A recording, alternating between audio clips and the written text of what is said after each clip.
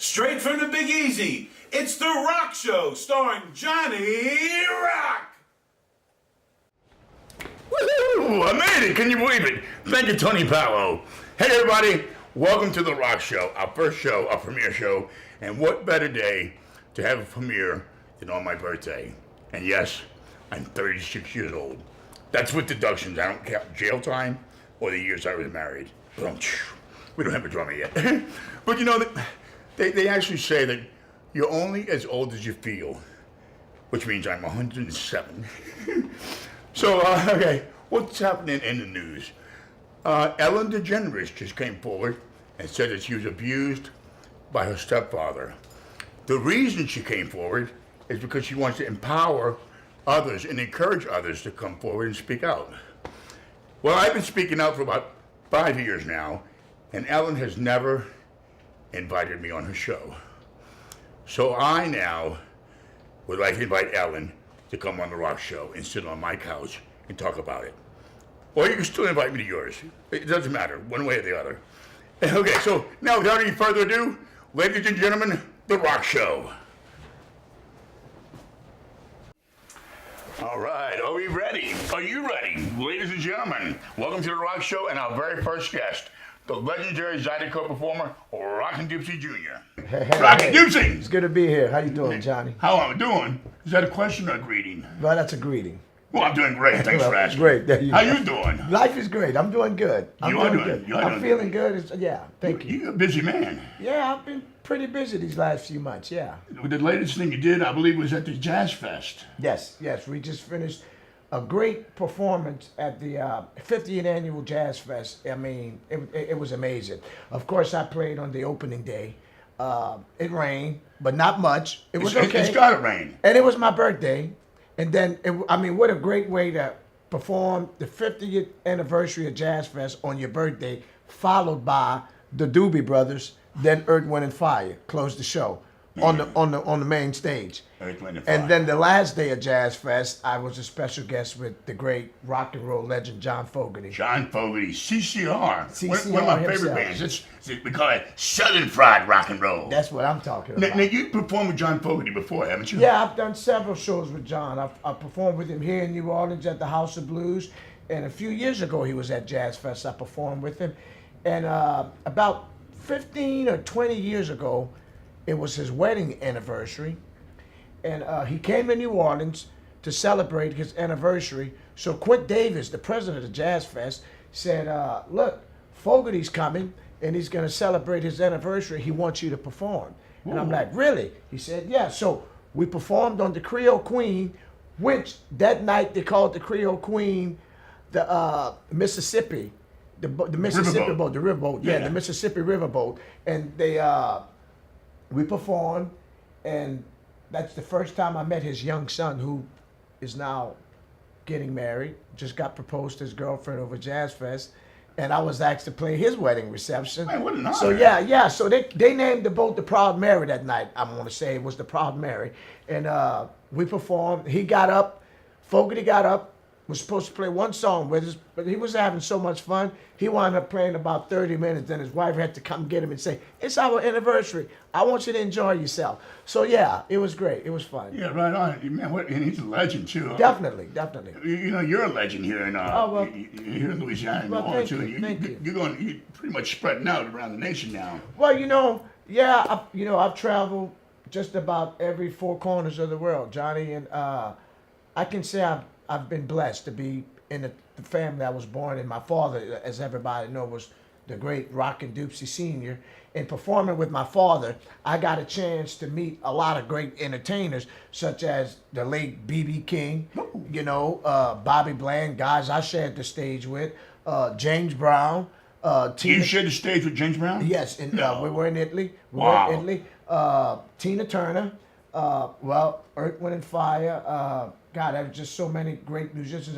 Jimmy Buffett, I've worked with him. I've shared a beer with Jimmy Buffett. Hey, what a great guy he is. And then all the Louisiana legends like Dr. John, the Neville Brothers, Irma Thomas, the late great Stevie Ray Vaughan. I was a teenage kid. A lot of people don't know this, but when I was performing with my father as a teenager, there's a place in Austin, Texas called Antoine's, and it's still open. Yeah. They do live music there, and Stevie Ray Vaughan used to be the house band there. Wow. Yeah, man, and he just blew up, man, and he was like the blues man, you know. But I mean, yeah, man, I've worked with a lot of great musicians. I remember playing one night at the Maple Leaf, and the actor Dennis Quaid came in, and I have pictures. He came on stage, and we did a song together, and also Bono from the band U2 came in at the Maple Leaf.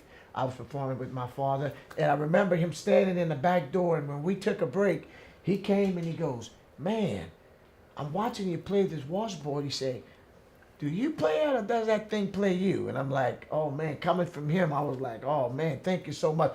And then he put out their autobiography, and he called me the Jimi Hendrix of the washboard. Jimi Hendrix is the Yeah, washboard. yeah, and I also, you know, with my father, also performed with another great rock and roll legend, Bob Dylan, and we performed here.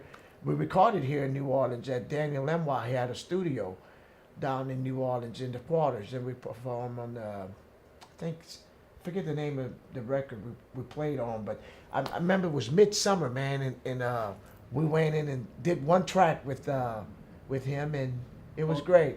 Hey, Dupes, I'd like to take one moment to thank our sponsor, NOLA Creative Group. Photography and videography services to meet all of your needs, large or small. Visit them at NOLACreativeGroup.com.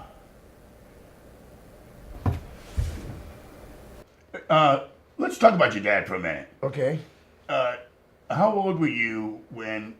I'm assuming you were. Your dad was already performing when you were born. Yeah, when I was born, my father was already performing, and the thing is, when my father was performing, it wasn't called Zydeco music. It was called La La music, and it was my father and the king, Clifton Chenier.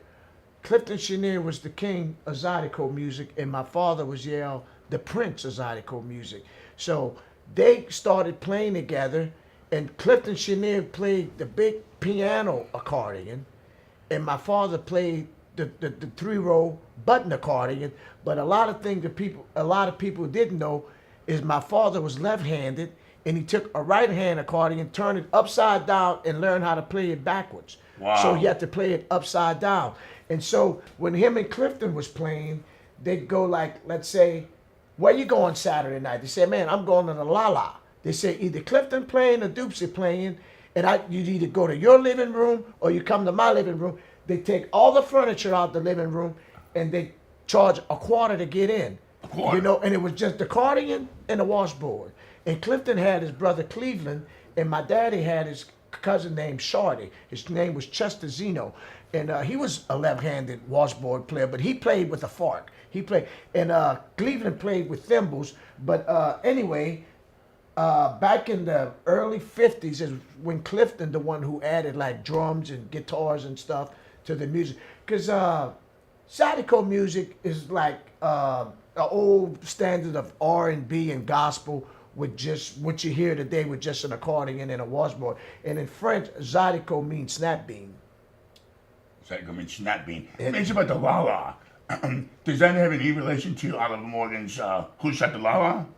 No, Okay. I don't think that has anything to do with it. That's a different La La. Yeah, it's a different La La. It's a Cajun speaking thing called a La La. La La is like just go out and dance and have a good time. Oh, I La La all the time. Yeah, we're going on a La La. We're going to dance. And then when Clifton and my father called it Zydeco music, in French, Zydeco is a snap bean. So I mean, you snap your finger. When you go into the Zydeco, you're snapping. Something got to be moving. And that's how that's how the name took off. And my father and Clifton was two of the first guys to ever take Zydeco music overseas to Europe and stuff and introduced it to a different audience. And the thing was, my father never spoke a lot of English. You know, he had no education because when he was growing up, he had to work in the field, pick cotton, help his mom raise the family and stuff because he was the oldest out of 4. You know, so he didn't go to school. And if my father saw his name on a billboard, he didn't know what it meant. You know, but he was a very smart, intelligent man. You know, and I remember older people were telling me, they used to tell my father, they say, he'd be going, they'd be going to school, and he'd be under the tree, watching them go to school, playing his accordion. And they said, Dopsie, man, you gotta come to school. And I remember them telling me, man, your daddy used to tell us, y'all gonna pay to come see me. I'm gonna be famous one day. And I tell you what, man, it came to reality. You know, it came to reality. La, we have a clip of your dad.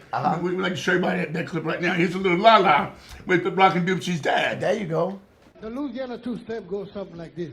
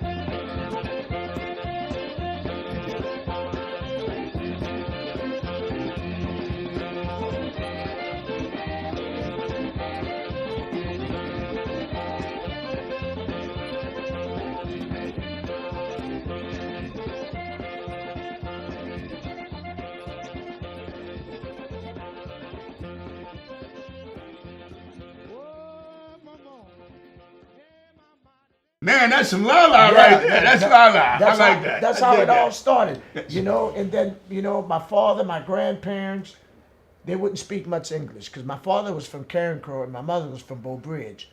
And that's a whole different language. Yeah, and they'd speak French to one another. So that's how me and my siblings learned how to speak French. We had to know what they were saying when we did something bad, knew when we had a whipping coming. You know, like David, come on, you know, come get your whipping, you know, and stuff like that. But I tell you what, Johnny, being able to work with my father and travel the world was a great experience with me. And I remember he always did tell me and my brother, Tiger, who's the oldest brother, playing drums. He's still playing in the band with me. He said, man, I took this as far as I can take it. He said, if anything happens to me, he goes, y'all keep my legacy going. And I you know, after he died, I had a lot of his friends that we played with since we played with my father, guys like B.B. King, Gatemouth Brown, you know, Aaron Neville. A lot of those guys would say, man, Dr. John, you know, told me, you know, they all said, man, your dad would be proud to see where you took his legacy. And, and it makes me feel good because every time I hit the stage, I do it for him because, you know, I always was my dad's party guy. You know, my dad would get on stage and he'd play and he'd sing, and here I am dancing and flipping the washboard, doing splits and stuff. So I just figured I had to keep that. And I remember right when my father died, we played at Street Scene in San Diego. It's kind of like French Quarter Fest. Okay. It's a free festival in the street in San Diego, and I remember my father was booked to play the festival, so they gave me the opportunity to go with his band and play the festival, and it was my first gig ever. And another Cajun guy from out that way, Zachary Richard, was on the bill, and Gatemouth Brown. And Gatemouth Brown was sitting up, and he was telling me and my brother, he said, man, look, you just pretend your daddy is there, and just do what you do when your daddy was there, and just keep it on, you know. And I took that into heart, so I got on stage, and I pretend my brother was my dad. That was my first show, and I tell you what, I never looked back. So obviously your father was a major influence on you. I'm assuming James Brown was a major influence as well. James Brown was a huge influence on me. You know, a lot of that what James Brown did in the music industry. I mean, he influenced not only me, but I mean, you seen it in Michael Jackson, you seen it in Prince, you seen it in MC Hammer. You know, just about every entertainer was influenced by James Brown. But my thing was, a lot of people love blues singers, a lot of people love rock singers, you know, a lot of people love R&B singers. My thing was not only singers but entertainers, because that's what I wanted to be, an entertainer. You know, I watched James Brown, I watched Michael Jackson, I watched Prince, I watched Jackie Wilson, I watched Sammy Davis Jr. You know, all the guys that dance and stuff, I was influenced by, but my biggest influence was James Brown. Yeah, and you performed with James Brown on stage more than once. Yeah, 3 times. And the first time I saw him, I was like, oh man, this can't be happening, you know. And we were in Italy. The year he died, we did this festival that goes every summer, every July in Italy for 15 days. It's called the Umbria Jazz Fest. It's a huge festival. It's sort of like Jazz Fest, you know, but it's not as big as Jazz Fest. But they have people, like the times I've been there, they had James Brown, B.B. King, Prince, the Neville Brothers, Dr. John, Trombone Shorty's been there, Santana, Elton John, Diana Ross. I saw all those people there while I was doing the Umbria Jazz Fest. And the last year that James Brown played, I was there, and I was in the audience watching him. You know, and he called me up on stage, and I froze. I didn't go up, Johnny. I got scared. And my harmonica player was like, man, come on, man. He's trying to give you the torch, you know. And the next day, James was like, man, I thought you were going to come up and do your thing. I'm like, no, out of all respect, you the Godfather, soul, and stuff. And then from there, we flew to Birmingham, Alabama, and we did the Birmingham Jam. And it was on his birthday. It was a Saturday night. We performed, and James Brown, it was like in the middle of the street.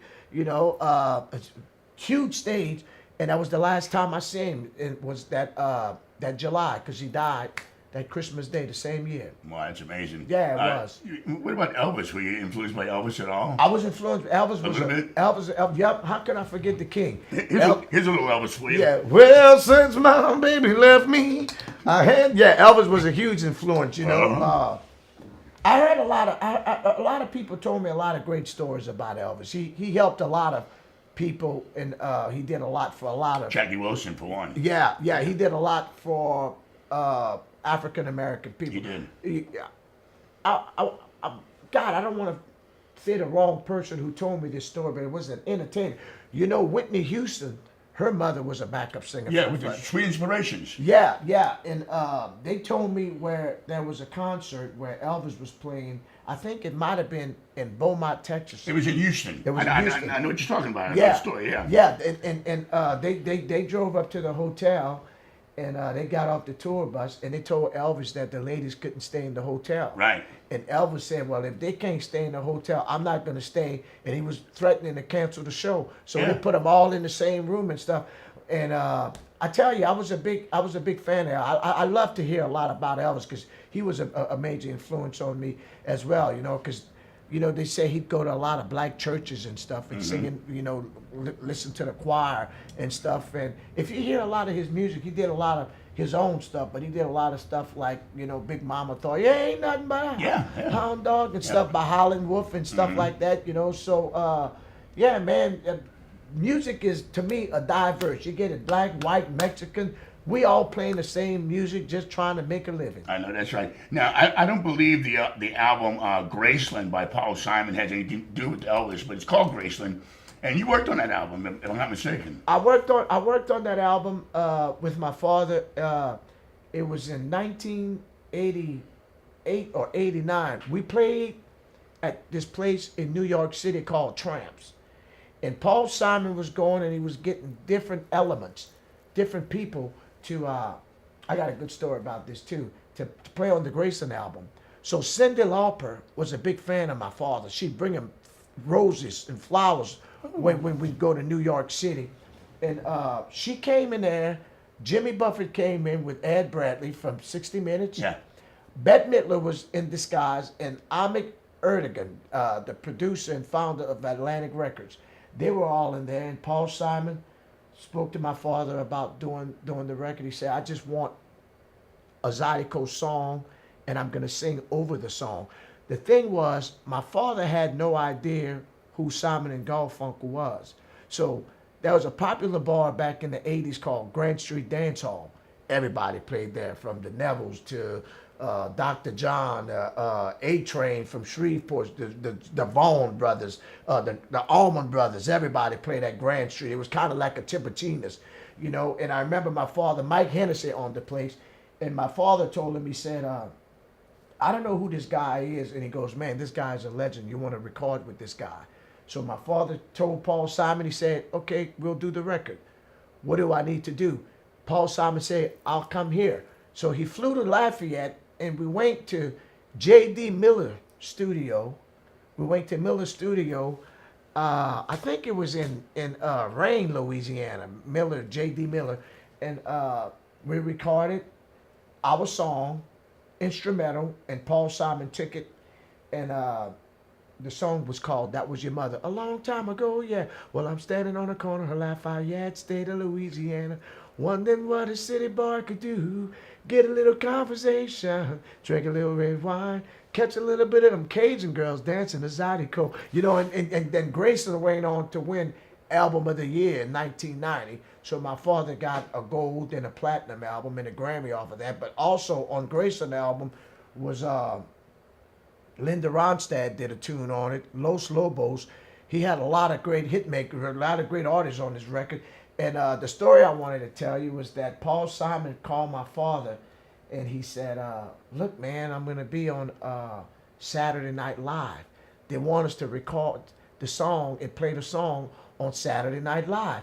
So my daddy said, well, that sounds good. So he said, what's the date? And he gave my dad the date. Man, I wanted to do Saturday Night Live so bad. We wind up not doing it. I'm going to tell you why. My father told Paul Simon, he said, look, I got a problem. So Paul Simon said, what? He said, I got a conflict with the date. So Paul Simon said, what's the date? He said, I promised the priest at St. Francis Church in Houston I'd play at the church hall that night.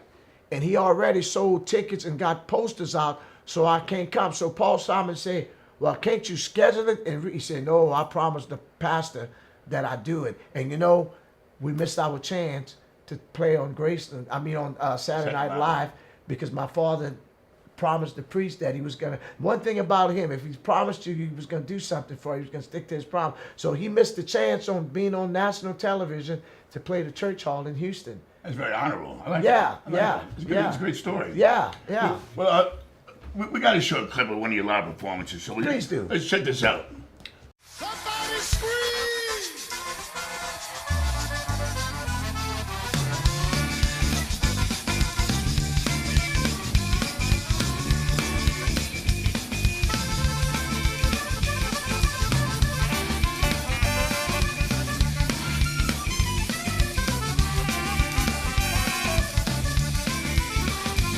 I wanna know, can I do the Zydeco? Yeah.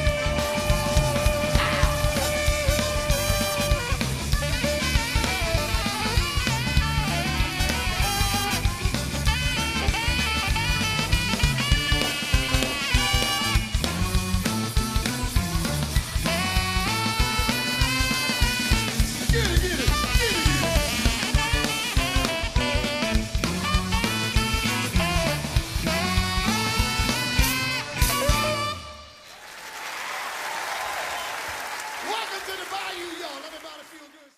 Woo, man, that's a heck of a performance here. Let me ask you, what do you do to prepare for a show?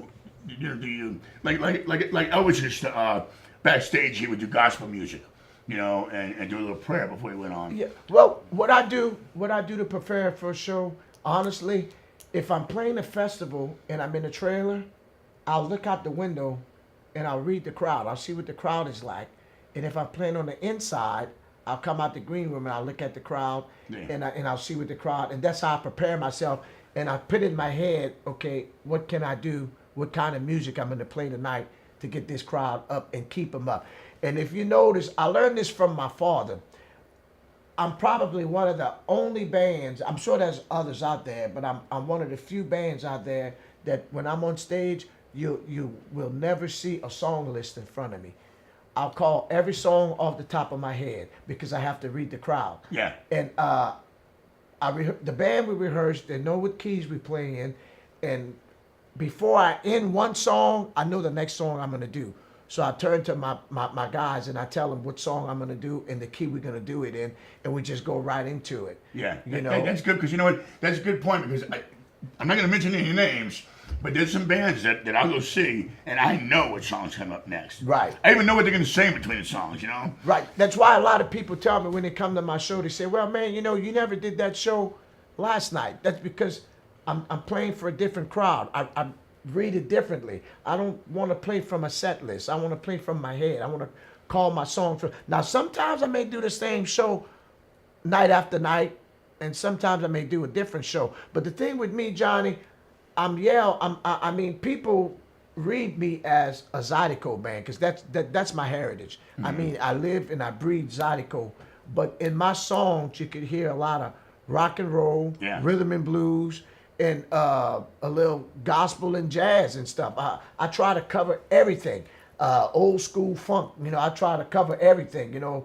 Sometimes my brother on the accordion, Anthony, he'll get mad at me sometimes if we're doing an event, and I may play maybe 7 or 8 Zydeco songs. Uh-huh. Everything else I do is just hard rock cover tunes that get the crowd going, because I do a lot of convention stuff, and people love the Zydeco stuff, but I think too much Zydeco, after a while, it all sounds the same. Mm-hmm. So I try to mix it up and give them a variety of stuff, and it works out. Yeah, you do a lot of volunteer work, too, I know. Yeah, I do a lot of volunteer work. We were both at the Sunshine Kids event. And yeah, I love to do that every chance I get.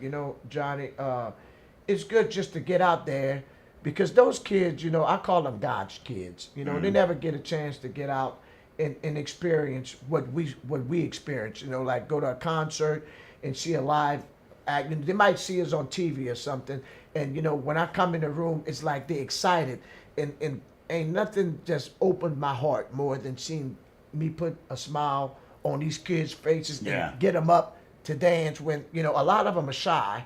But, I got a way of breaking it out of them and, just making them feel comfortable. And when they get in that comfort zone, well, you've seen, I saw that firsthand. Yeah, they get on the dance with floor. Sunshine Kids. Yeah, and they dance. And, I do a lot of, I like to do volunteer. I also worked for the Crime Stopper stuff. Darlene, she and I got a good working relationship. I try to do what I can because, as there's a lot of crime here in New Orleans. That shouldn't be, but speaking of which, did somebody go check on my car? I mean, we have a beautiful city here, and a lot of places I travel, a lot of people want to come to New Orleans for the food, for the arts and craft, for the music, and we're a great city to visit, and I just do what I can to try to keep the violence off the street. And a lot of times, Johnny, I tell a lot of these people, man, a lot of these kids that doing all this, man, they really don't have to do it. They just don't have the right guidance. A lot of these kids really not bad kids, And when I talk to a lot of group kids on certain things, and I tell them a lot of things they see entertainers do, we're acting. Well, you know that. Yeah. We're acting. We are like a lot of these rappers and stuff. They see these guys with all the money and the expensive cars. A handful of these guys only owns a lot of this problem. Not all. A lot of these cars are rented. Right. A lot of the movies. It's just a state. It's just entertainment. Yeah. You know, and I tell them, you know, you don't have to. It's good to look up to somebody, but you don't have to live exactly like they living. You know what I'm saying? Yeah. Be your own person. You know, follow your heart. I mean, it's okay to be the next Rockin Dopsie, but put your own self in it. You know, because a lot of Rockin Dopsie is.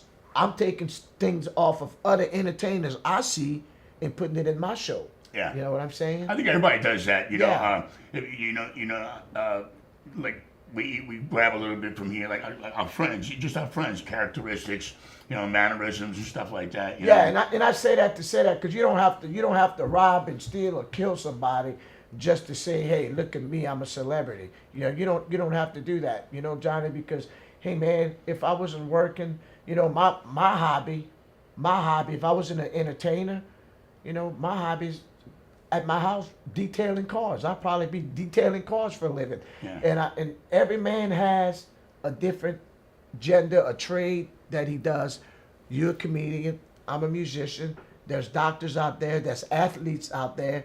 You know, everybody does their job well, but I put everybody equal because we all guys out there trying to support our family. And you know, just because one man's wealth is more than the next man, he may be wealthy like in some other way, you know, just by being a big-hearted person. Yeah, you know? I'd rather be homeless and living under a bridge and, you know, doing the right thing than to be doing wrong and be wealthy, you know? Right, yeah, I'm telling you, I'm telling you, Johnny, when you got money, man, I tell you, it changes you, man. You know, I'd like to find out, you know. It changes you, but you have to stay humble. Yeah. You know, you have to stay something. Because that's something my father always told me. He said, son, and he told my brothers the same thing. He said, no matter how big you get in life, he said, if you make it, good. If you don't make it, he said, always treat people fair. He said, if you see somebody that's up there, cool. If you see somebody that's not,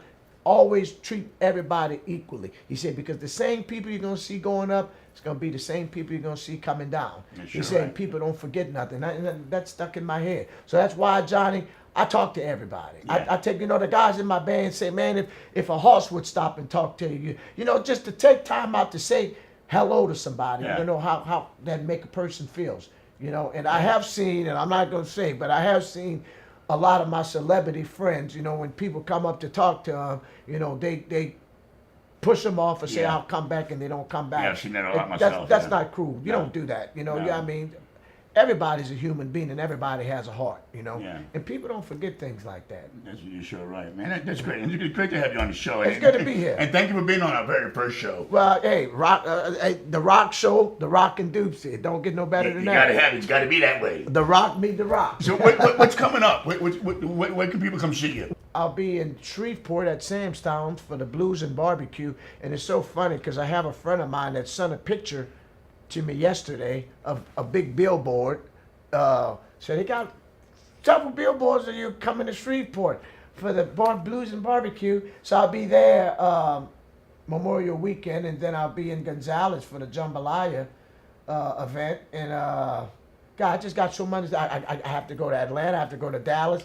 And then in June, I'm going to be with your buddy. John Snyder has an event in June at, I think, his facility. Yeah, in Livingston Parish. Yes. Yeah, I heard about that. That's John's a great guy. In fact, we're real happy and honored to have you join us at Children's Hospital last year for the Christmas party we do every year. I Network. was happy to be a part of that. I'm glad you asked me. Yeah, you can be back this December, huh? I would love to. All right. I would love to. There we go. We got it on camera, so you're in. I can't jump out of that one. I'll be back. You know, it's good to go out, Johnny. Like I said, to see the kids and just see them create things, sit, color with them and stuff, and it's just heartwarming, man. You know, it's just to be able to give yourself back. You know, because a lot of people come and they give us so much. And I like to just give back. I like to give back. You give a lot. Thank you. Ladies and gentlemen, Rockin Dopsie Jr. Good to Thank see you, brother. you, Johnny. My pleasure. We love you. Thanks for having me. Love you too, man. Rock and roll, baby. All right.